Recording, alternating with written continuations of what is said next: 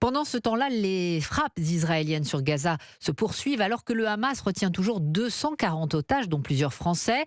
En coulisses, des négociations sont en cours pour obtenir des libérations. William Molinier, vous êtes l'envoyé spécial d'Europe 1 en Israël. Que sait-on ce soir de ces pourparlers ?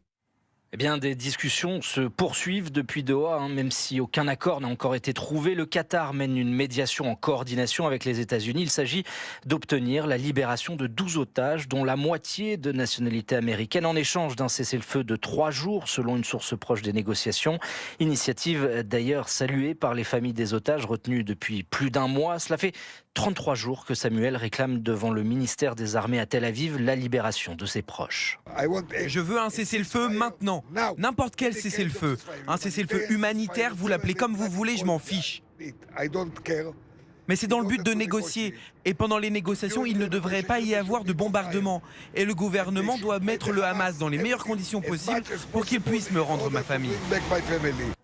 Et de son côté, un porte-parole du gouvernement israélien a indiqué ne pas commenter la négociation. Les autorités restent sur une ligne ferme malgré la pression des familles et des ONG. Pas de trêve humanitaire ni de carburant tant que les otages n'auront pas été libérés.